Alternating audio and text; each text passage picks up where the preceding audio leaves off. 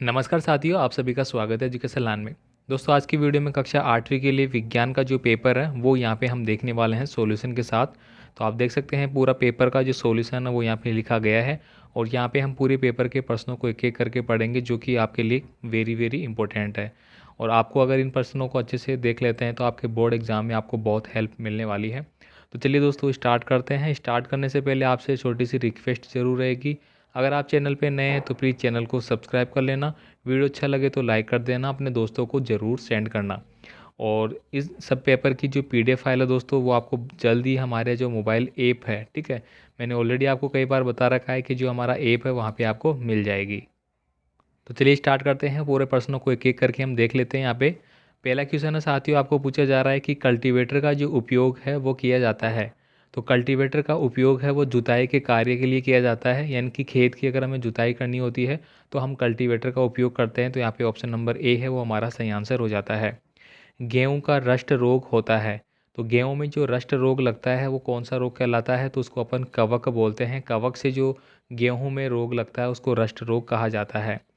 Next देखिए, अगला है निम्न में से कौन थर्मोप्लास्टिक का उदाहरण नहीं है? तो यहाँ पे हो जाएगा हमारा बिजली के स्विच। बिजली के जो स्विच होते हैं वो थर्मोप्लास्टिक का उदाहरण नहीं होते हैं। नेक्स्ट देखिए, कौन सा कथन सही है?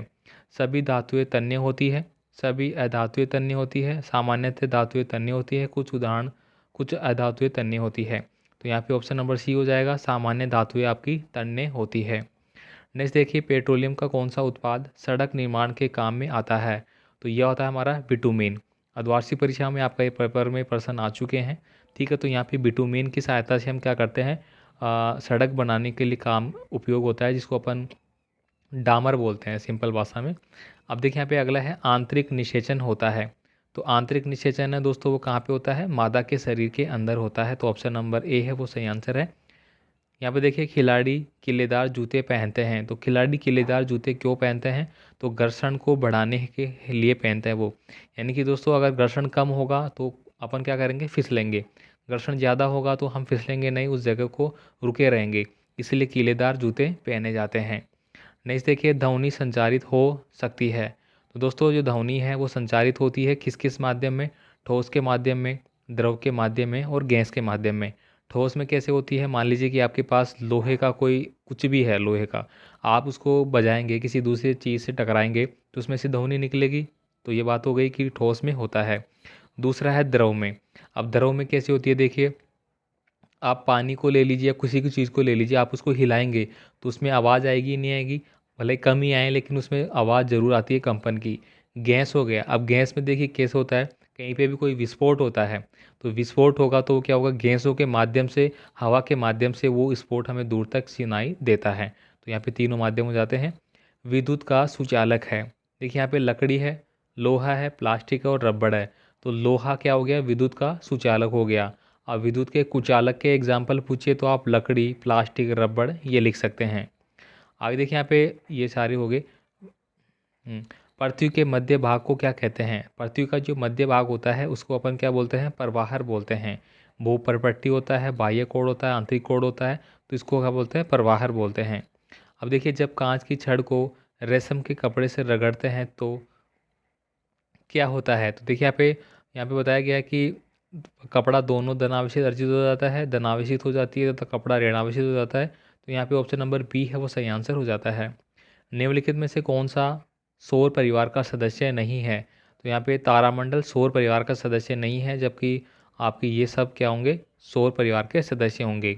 आगे देखिए यहाँ पे निम्न में से कौन सा एक उपग्रह है? तो चंद्रमा एक उपग्रह है, क्योंकि ये पृथ्वी की क्या करता है, परिक्रमा करता है। तो यहाँ पे उपग्रह कहलाएगा ये पृथ्वी का। निम्न में से कौन सी पौधाघर गैस नहीं है? पौधाघर का मतलब क्या हो गया, जो ग्रीन गैस होती है हमारी ग्रीन हाउस पर जिसको अपन बोलते हैं, ठीक है, जो CFC2 होता है वगैरह ये वाली। अब देखें यहाँ पे कार्बन डाइऑक्साइड, सल्फर डाइऑक्साइड, और यहाँ पे दो कट गई, ये कौन सी थी यार, यहाँ पे ये वाली नीचे आ गई।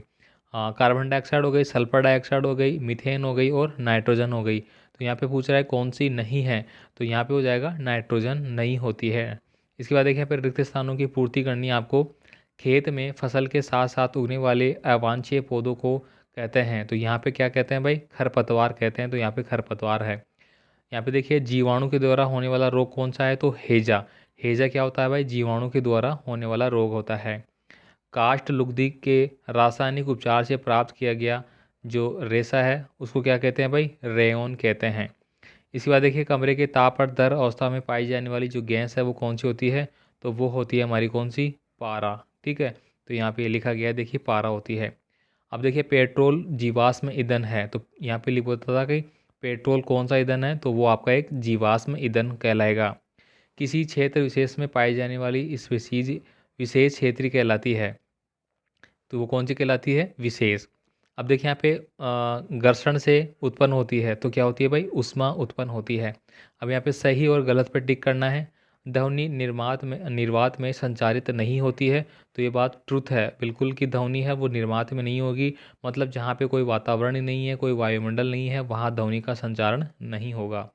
जल विद्युत का सुचालक है, तो बिल्कुल सही बात है। जल क्या होता है कि जल में अगर आपने देखा होगा पानी में अगर कोई वायर डाल देते हैं करंट वाला, तो उसमें क्या होता है, करंट फैल जाता है, मतलब वो सुचालक होता है, इसीलिए फैल जाता है। तड़ित चालक किसी भवन की तड़ित से सुरक्षा नहीं कर सकता, तो यहाँ पे ये फॉल हो जाता है कि गलत बात है ये। हमारे सौर परिवार में 9 ग्रह है, तो ये बात भी गलत हो जाती है। अब देखिए प्रदूषक वे पदार्थ होते हैं जो वायु तथा जल को संदूषित करते हैं, प्रदूषित भी लिख सकते हैं इसको, तो ये बात बिल्कुल सत्य हो जाती है। प्लास्टिक विद्युत का कुचालक है, तो बिल्कुल सत्य बात है, प्लास्टिक में विद्युत धारा प्रवाहित नहीं होती है, तो कुचालक कहलाएगा। अब देखिए यहाँ पे उर्वरक भूमि का मरुस्थल में परिवर्तन मस्तुलीकरण कहलाता है, तो ये बात भी आपकी क्या हो जाती है, सत्य हो जाती है। अब देखिए यहाँ पे कॉलम ए और कॉलम बी को आपको मिलान करना है यहाँ पे, ठीक है। तो यहाँ पे आप देख पा रहे होंगे क्या लिखा गया है, खरीफ की फसल।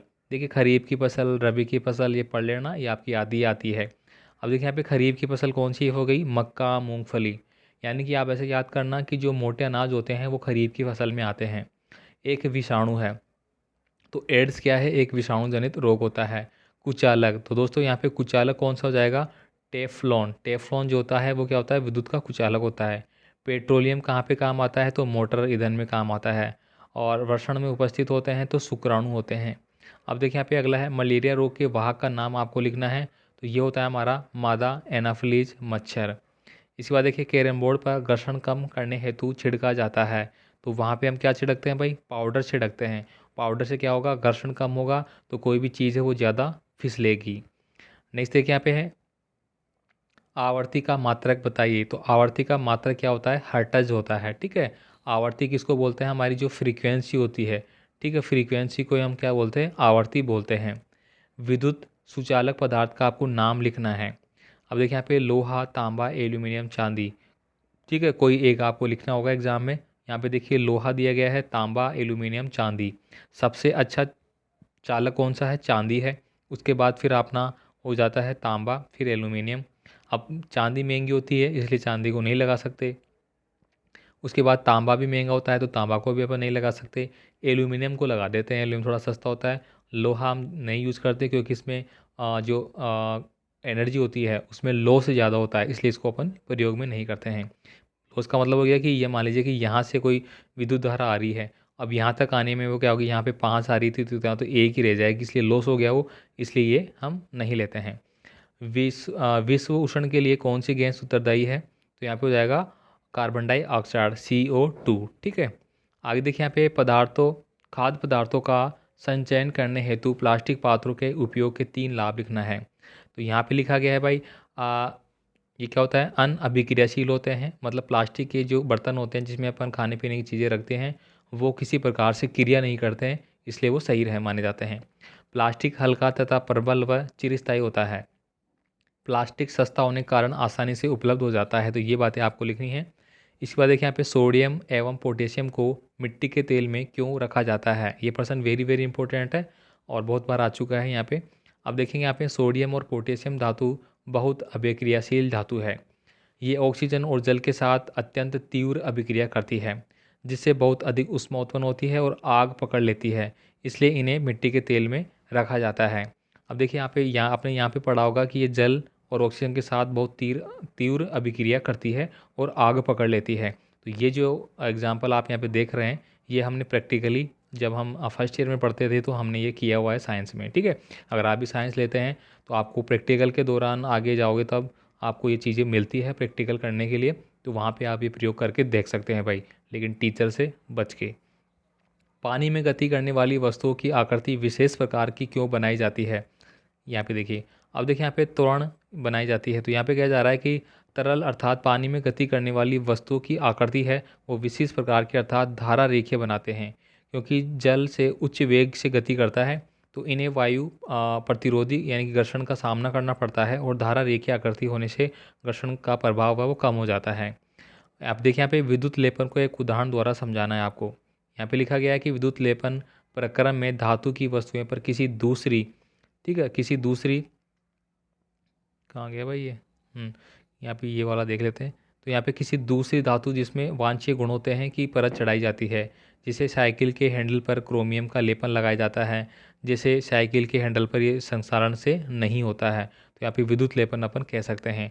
साइकिल का हैंडल तो होता है लोहे का, लेकिन उस पर क्या करते हैं, क्रोमियम की लेप लगा देते हैं, जिससे कि वो संसारण उसका नहीं होता है, मतलब एक प्रकार से वो उसकी सुरक्षा कर रहा है। भूकंप से बचाव के 3 उपाय आपको लिखने होंगे। तो यहाँ पे देखिए आगे भाई, हाँ, भूकंप से बचाव के लिए तो आप यहाँ पे लिख सकते हैं, यदि आप घर में हैं तो लकड़ी की मेज़ आदि के नीचे आश्रय ले सकते हैं, या फिर आप बाहर भी निकल सकते हैं या तकिया वगैरह का सहारा ले सकते हैं। इसके बाद देखिए यहाँ पे अगला है, पेट्रोलियम के 2 संगठनों के नाम और उपयोग आपको लिखने होंगे। तो यहाँ पे देखिए, दरों में पेट्रोलियम गैस एलपीजी घरों में उद्योग में ईंधन के रूप में काम आती है। अब पेट्रोल जो है वो मोटर ईंधन, वैमानिक ईंधन है, शुष्क धुलाई के लिए विलायक के रूप में भी काम आता है।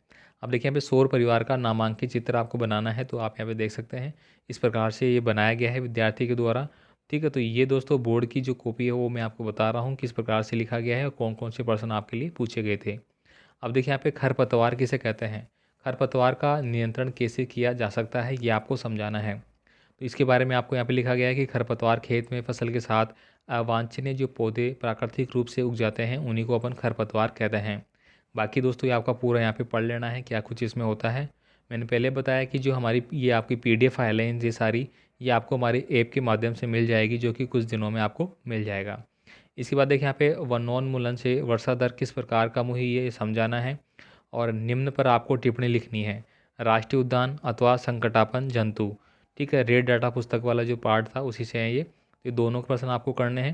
पहले ऑप्शन में आपको यहाँ पे मिल जाता है वनोन्मूलन के बारे में पूरा लिखा गया है कि क्या कुछ होता है, कैसे इसको अपन क्या कर सकते हैं, कम कर सकते हैं। ठीक है, इसके बाद देखिए यहाँ पे जो अगला है वो आपका राष्ट्रीय उद्यान के बारे में लिखा गया था कुछ लाइनें, ठीक है, आरक्षित क्षेत्र के बारे में वगैरह। अब देखिए यहाँ पे अगला है, वर्णन कीजिए कि ध्वनि प्रदूषण मानव के लिए किस प्रकार से हानिकारक है। तो ध्वनि प्रदूषण के बारे में यहाँ पे लिखा गई सारी बातें आपको पढ़ लेना होगा। ठीक है, उच्च रक्तचाप उसमें हो सकता है, सुनने की क्षमता स्थायी या अस्थायी रूप से कम हो सकती है, चिंता जैसी बीमारी हो सकती है, ध्वनि प्रदूषण से अनिद्रा रोग भी होता है, कानों में गूंजती रहती है, नींद नहीं आती है। नेक्स्ट देखिए यहाँ पे अगला जो प्रश्न पूछा गया था आपको, ये पे देखिए, निम्न वाद्य यंत्रों के आपको नाम लिखने थे, ठीक है, इसको छोड़ दीजिए, इंपॉर्टेंट नहीं है। अब देखिए यहाँ पे संक्षिप्त में टिप्पणी लिखनी है आपको, पौधा घर हो गया, जल प्रदूषण हो गया, इसके बारे में। अब यहाँ पे पौधा घर के बारे में लिखा गया है कि ये क्या कुछ होता है, तो आपको दिख रहा होगा, आप आराम से इसको यहाँ पे देख सकते हैं, ठीक है, अपने हिसाब से। बाकी मैं स्लर कर देता हूँ। अब देखिए जल प्रदूषण क्या होता है, इसके बारे में भी आपको यहाँ पे लिखा गया है कि यानी कि नालीहीन मलमूत्र विषय और विषैले रसायन आदि जो हानिकारक पदार्थ इसमें मिला दिए जाते हैं नदियों वगैरह में, ठीक है, तो जल स्रोतों में मिल जाते हैं तो जल प्रदूषित हो जाता है, जिस जल प्रदूषण कहते हैं जिसे, तथा प्रदूषित करने वाले पदार्थों को हम जल प्रदूषक भी कहते हैं। तो यहाँ पे आप इसको लिख सकते हैं पूरा, ये पूरी बातें यहाँ पे लिखी गई है।